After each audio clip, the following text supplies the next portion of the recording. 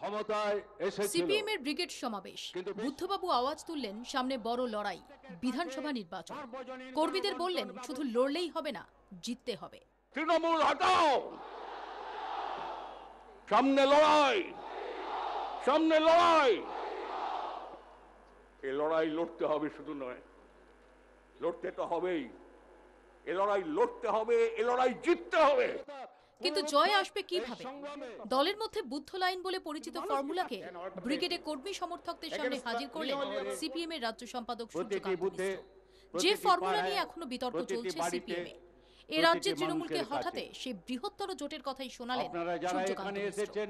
গণতন্ত্র যখন আক্রান্ত হয়, স্বৈরতন্ত্রের বিরুদ্ধে ব্যাপকতম প্রতিরোধের মঞ্চ গড়ে তোলার ইতিহাস বামপন্থীরাই সেই ঐতিহাসিক দায়িত্ব পালন করেছে।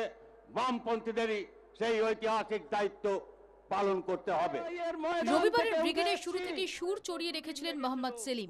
প্রকাশ কারাট শিবিরের সামনে উদাত্ত কণ্ঠে দাবি তুললেন তৃণমূল বিরোধী নয়া মঞ্চের।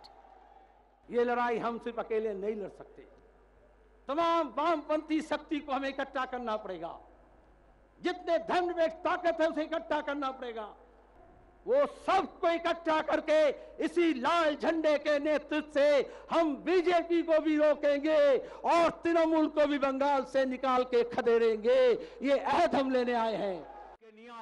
সিপিএম এর বাংলার নেতাদের বক্তব্য, যেখানে যেমন সেখানে তেমন রাজনৈতিক কৌশলে নিতে হবে দলকে। প্রয়োজনে 2016 কেরালায় বামেরা লড়বে কংগ্রেসের বিরুদ্ধে, আর পশ্চিমবঙ্গে প্রয়োজনে সমঝোতা হবে। বিজেপি হটাও। কেরালা বা ত্রিপুরা সিপিএম নেতারা যাই বলুক না কেন, এই রাজ্যের নেতারা যে বৃহত্তর জোট করে তৃণমূল কংগ্রেসের বিরুদ্ধে ভোট লড়তে চায়, প্রয়োজনে কংগ্রেসকেও সাথে নিতে চায়, তা পরিষ্কার করে দিলেন বাংলার সিপিএম নেতারা। 24 ঘন্টার জন্য ক্যামেরায় দেবজ্যোতি দত্ত, বাপন সাহের সঙ্গে সোমা মিত্র মুখার্জি, কলকাতা।